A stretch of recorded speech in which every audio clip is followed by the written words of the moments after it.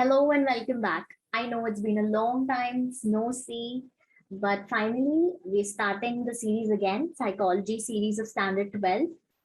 So the last video that I did was about attention. Today in this video we'll be talking about perception. तो आज हम perception के बारे में बात करेंगे और फिर कुछ phenomena perception से related उनके बारे में बात करेंगे. आइए देखते हैं पहले कि what is perception. अगर आपको perception पढ़ना है तो आपको पता होना चाहिए कि perception होता क्या है. Okay? So यहाँ पे एक एक्टिविटी दी हुई है. I'll not read out the activity. You can read that activity घर पे अपने आप आराम से. सब घर पे ही होंगे फिलहाल. But आप आराम से वो एक्टिविटी खुद पढ़ लीजिए. We'll directly move towards the meaning and definition of perception. ठीक है? The meaning of definition के बारे में बात करते हैं perception की. So in day-to-day life, we can easily sense different objects, sounds, textures, taste, odor, etc., to which we have paid attention and can name them. हम daily की life में रोजमर्रा की जिंदगी में बहुत चीजें सेंस करते हैं. सेंस कैसे कर सकते हैं? 5 सेंसरी ऑर्गन्स है, हमने बचपन में पढ़ा ही है. आईज, नोज, ईयर्स, स्किन, ये सब. तो हम इन 5 सेंसरी ऑर्गन्स के थ्रू, इन 5 की मदद से हम साउंड को सुन सकते हैं, टेक्सचर्स को देख सकते हैं, टेक्सचर्स को फील कर सकते हैं, टेस्ट को टेस्ट कर सकते हैं, ओडर को सूंघ सकते हैं. तो ये सब कर सकते हैं और फिर हम उन पे अटेंशन देते हैं. So क्या होता है basically? See, I need to use this. 1 second. Okay. So क्या होता है basically? Thus in the understanding the world around us, sensation occurs first. Sensation होता है पहले, फिर होता है, sorry for that, I'm doing it something, and then attention or finally interpretation of the stimulus by the brain. So यहाँ पे क्या होता है? परसेप्शन जो है ना, 3 प्रोसेस है उसमें. ठीक है, पहली प्रोसेस में आता है हमारा सेंसेशन. तो सेंसेशन मैंने आपको समझाया क्या होता है. सेंसेशन इज बेसिकली कि लाइक मान लो हमने एक एग्जांपल लेते हैं. ठीक है, तो एग्जांपल लिया, जैसे मान लो हमने एक व्हाट कैन वी से, एक स्मेल आ रही है. ठीक है, मान लो एक स्मेल आ रही है. वो स्मेल आई तो हमने पहले उसको अपने नाक से सूंघा. तो जब हमने उस नाक से सूंघा ना स्मेल को, दैट इज व्हाट सेंसेशन. हमें सेंसेशंस फील हुआ, तब हमने नाक से सूंघा कि भाई कोई स्मेल आ रही है, दैट इज व्हाट सेंसेशन. उसके बाद हमारा अटेंशन गया उसकी तरफ. होता है कि भाई मम्मी खाना बना रही है किचन में, हमने ना बहुत अच्छी स्मेल आ रही है, कुछ ऐसे बहुत टेस्टी फूड बन रहा है किचन में, हमें स्मेल आई, हमने सूंघा, फिर हमने जाके देखा कि क्या बन रहा है. सो व्हाट हैपेंस, पहले सेंसेशन हुआ, फिर हमने जाके देखा क्योंकि उस चीज ने हमारी अटेंशन ले ली. ठीक है, तो हमने अटेंशन ले ली, उस चीज को देख लिया. उसके बाद क्या होता है? Finally interpretation by the stimulus of the stimulus by the brain. फिर हमारा जो दिमाग है उसको इंटरप्रेट करता है. इंटरप्रेट का सिंपल वर्ड में बोलूं तो अंडरस्टैंड करता है, समझता है. और इसी इंटरप्रिटेशन को I am so sorry for this यार, I just do not know what to do. Okay, हम इसी इंटरप्रिटेशन ऑफ स्टिमुलस को परसेप्शन कहते हैं. क्या कहते हैं? परसेप्शन कहते हैं. ओके, जब हमारा ब्रेन समझता है कि क्या है वो चीज, तब हम कहते हैं कि ओके, हमारे ब्रेन ने समझ लिया. फॉर एग्जाम्पल, मम्मी ने आलू के पराठे बनाए, तो हमारे ब्रेन ने सूंघा, हमारे नाक ने सूंघा, फिर हमारे सेंसेस ने सूंघ लिया, फिर हमारा अटेंशन गया, फिर हमने उसको देखा, फिर हमारे दिमाग में उसको देख के समझा कि ओ ये तो आलू का पराठा है. तब हमें समझ आ गया, यानी हमने परसीव कर लिया. इंटरप्रेट कर लिया, परसीव कर लिया, ये सिर्फ एक ही वर्ड है. ठीक है, interpretation, perception, English, normal English में एक ही भाषा. सिनोनिम्स है वो दोनों. सिनोनिम्स हमने पढ़ा ही होगा. This is not an English class, लेकिन थोड़ा बेसिक तो मैं बोल ही सकती हूँ. दैट सिनोनिम यानी सेम. सिनोनिम्स होता है, होमोनिम्स होता है ना, तो सिनोनिम. एंटोनिम्स होता है, तो सिनोनिम यानी सिमिलर मीनिंग, सेम मीनिंग. तो इंटरप्रिटेशन और परसेप्शन एक ही चीज है, कोई डिफरेंट चीज नहीं है. तो 3 प्रोसेस समझ गया. वेरी सिंपल, रिपीट करते हैं. ठीक है, एग्जाम्पल के साथ रिपीट करते हैं कि मम्मी ने किचन में आलू का पराठा बनाया. तो हमारे नाक ने पहले सेंस किया, दैट इज सेंसेशन. फिर हमने उसको देखा, हमें समझा कि वो कुछ हो रहा है, तो यानी उसने हमारा अटेंशन पकड़ा, अटेंशन हो गया. फाइनली जब हमने उसको देखा, हम समझे कि आलू का पराठा है, हमारे ब्रेन ने उसको परसीव कर लिया, इंटरप्रेट कर लिया, दैट इज कॉल्ड परसेप्शन. जब वो समझ जाता है ना हमारा ब्रेन की ये क्या है, दैट इज कॉल्ड परसेप्शन. तो इंटरप्रिटेशन जो है ना, interpretation of any stimulus requires past experience. Past experience क्यों? जैसे मान लो मैंने आज तक देखा ही नहीं है कि आलू पराठा होता क्या है, मुझे पता ही नहीं है, तो मेरा ब्रेन परसीव कैसे करेगा?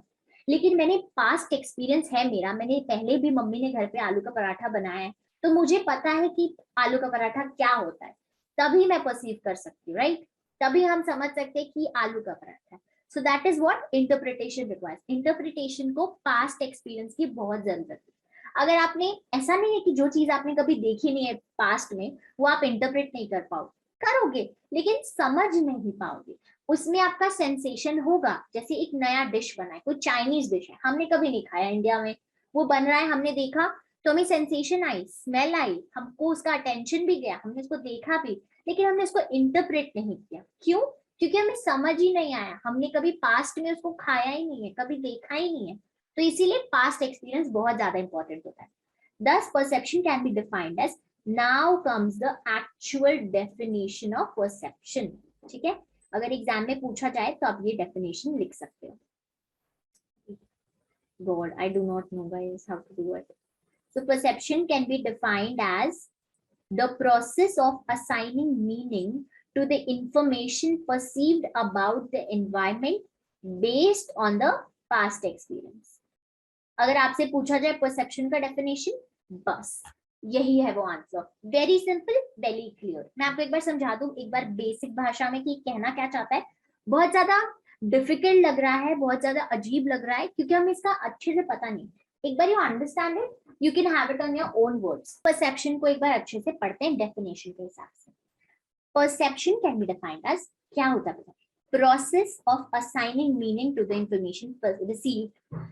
जब हम मैंने कहा ना आपको कि हमें एक इंफॉर्मेशन मिली, ठीक है, कि ये आलू का पराठा है, तो जब हम उस इंफॉर्मेशन को एक मीनिंग दे देते हैं, ठीक है, मीनिंग यानी लाइक फॉर एग्जांपल एक डिश है, तो वो सिर्फ एक इंफॉर्मेशन है, लेकिन अगर मैंने उसे आलू का पराठा बता दिया, देन दैट मीनिंग मिल जाता है उस इंफॉर्मेशन को, एक पर्टिकुलर एक मीनिंग मिल जा रहा है, ठीक है, receive about the environment based on past experience. लेकिन मैंने कैसे उसको इन्फॉर्मेशन को एक मीनिंग दिया, आलू का पराठा, कैसे उसको डिक्लेयर कर दिया, कैसे बोल दिया कि आलू का पराठा ही है, कैसे किया?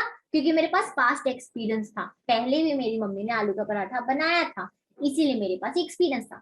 एक बार फटाफट रिकॉल कर लेते हैं। परसेप्शन क्या है? प्रोसेस है, ये याद रखना हमेशा कि परसेप्शन क्या है, एक प्रोसेस है।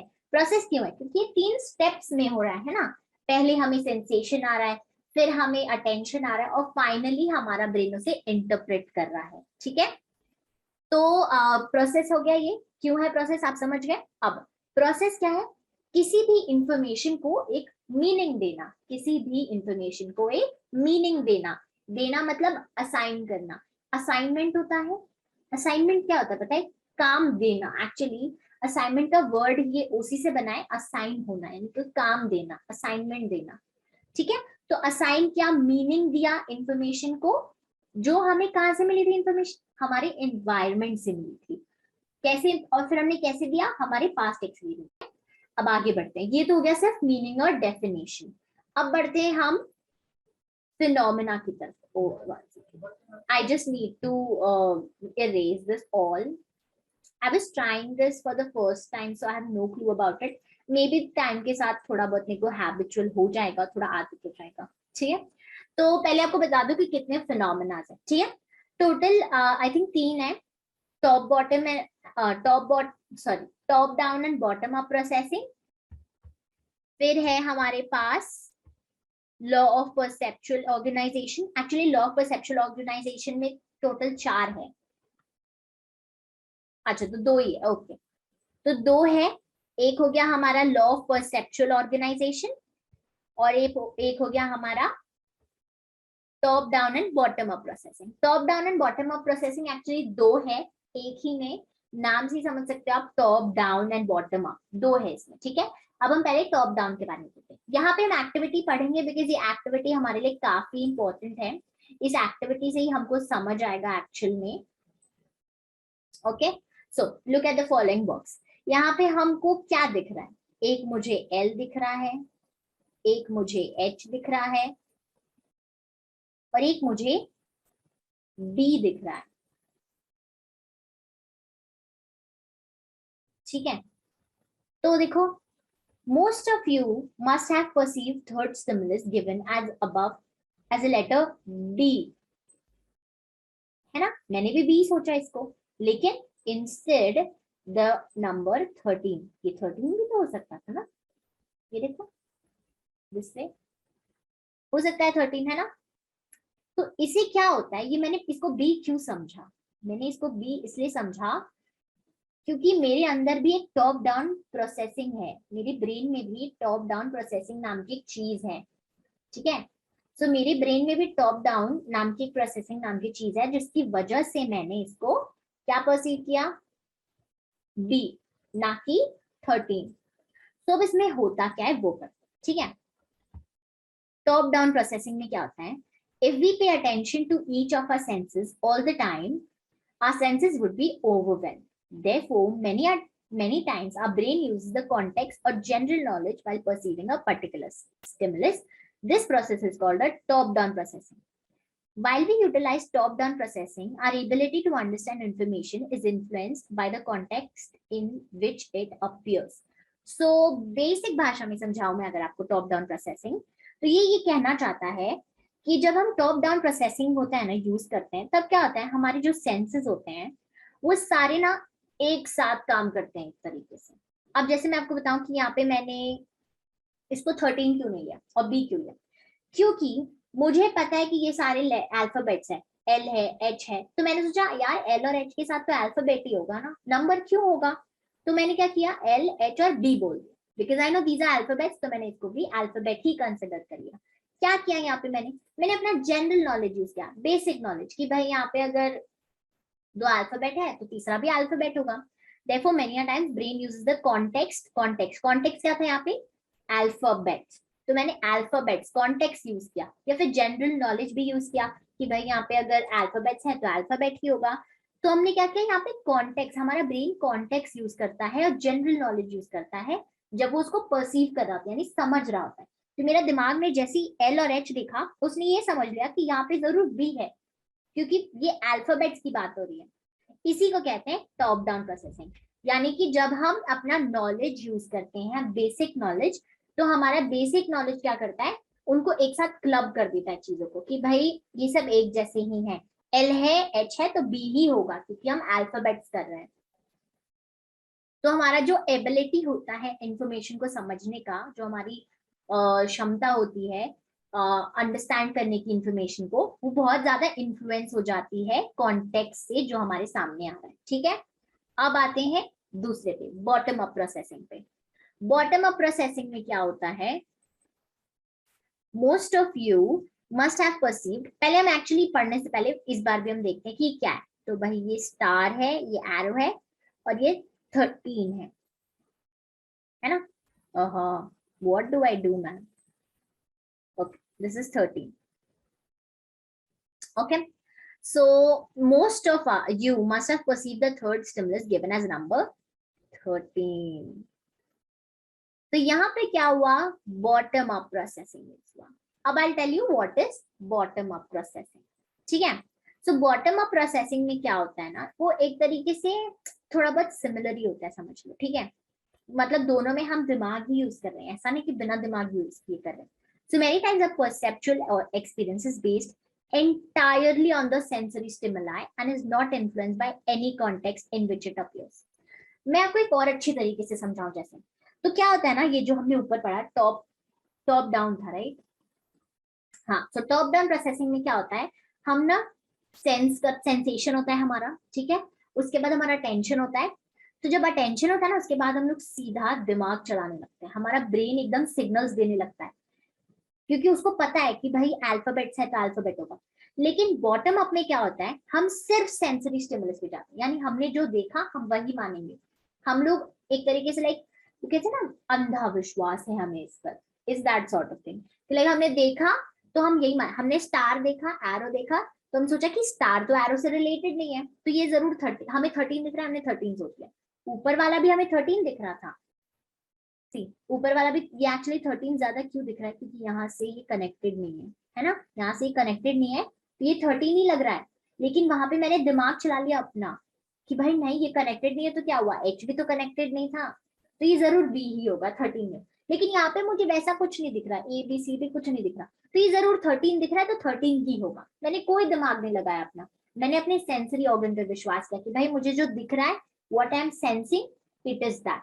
Okay, so bottom up processing, दोनों में एक डिफरेंस अगर लिखना हो तो ये लिख सकते हो कि टॉप डाउन में हम सिर्फ सेंसरी स्टिमुलस पे बिलीव नहीं करते हैं, हम अपना जनरल नॉलेज भी अप्लाई कर देते हैं। लेकिन यहाँ पे हमारा जो सेंसरी स्टिमुलस है वो एकदम नॉर्मल है, ठीक है, हम सिर्फ सेंसरी स्टिमुलस पे ही विश्वास करते हैं। दूसरा डिफरेंस लिख सकते हो कि हाँ, ऊपर वाला कॉन्टेक्स्ट से अब एकदम इन्फ्लुएंस हो जाता है, लेकिन बॉटम अप कॉन्टेक्स्ट से इन्फ्लुएंस नहीं होता, ठीक है।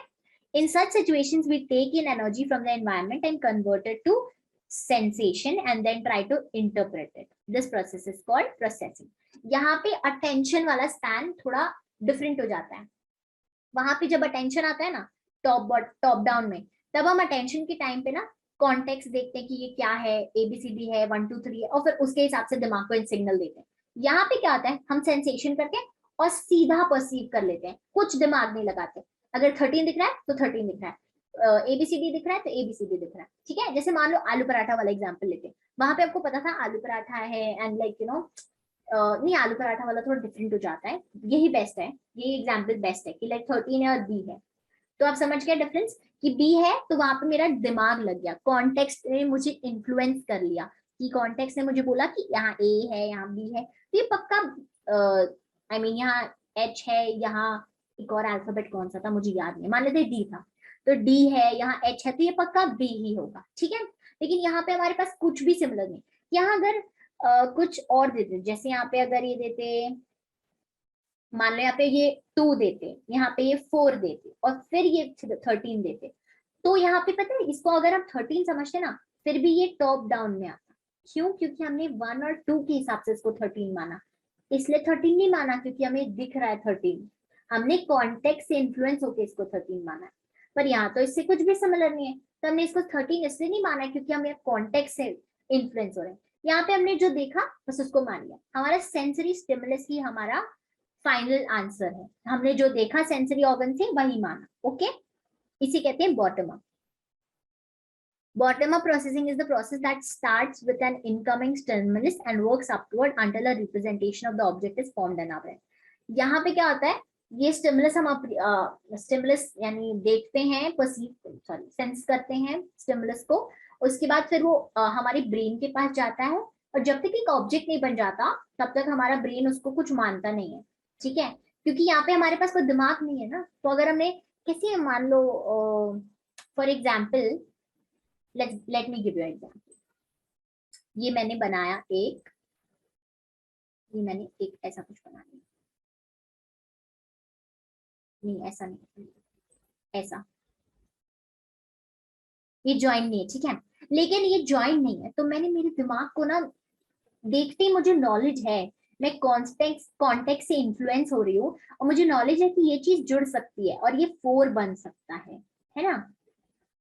तो क्या हुआ, मैंने इसको 4 मान लिया, लेकिन मेरा ना कॉन्टेक्स्ट अगर बॉटम अप वाला प्रोसेसिंग यूज हो रहा है मेरे ब्रेन में, तो मेरा ब्रेन ना इसको, अभी मैंने इसको देखा, मैंने इसको सेंस किया, अब मेरा ब्रेन इसको अपवर्ड भेज रहा है, ऊपर मेरे दिमाग के पास, ब्रेन के पास भेज रहा है। तो जब तक मेरे दिमाग में एक कुछ डिजाइन नहीं बन जाता ऐसा, गॉड दिस इज हॉरिबल, एक यहाँ पे जॉइंट डिजाइन नहीं बन जाता, तब तक मेरा ब्रेन इसको सिग्नल्स भेजता रहेगा, मेरे ब्रेन को सेंस स्टिमुलस मेरे ब्रेन को भेजता रहेगा। स्टिमुलस यानी object, okay, I hope you know stimulus is this object, कोई भी चीज जिसको हम देख रहे हैं, जैसे आलू पराठा हमारा वहां पे स्टिमुलस था, वहां पे बी हमारा स्टिमुलस था, या 13 हमारा स्टिमुलस था, जैसे यहाँ पे ये 4 या फिर एक ये जो भी इसको ड्रॉइंग बोल लो, ये हमारा स्टिमुलस है, ठीक है। I hope this is clear to you. अगर आपको ये बॉटम अप और टॉप डाउन प्रोसेसिंग में कोई भी डाउट हो, please tell me in the comments. Let's move forward, okay.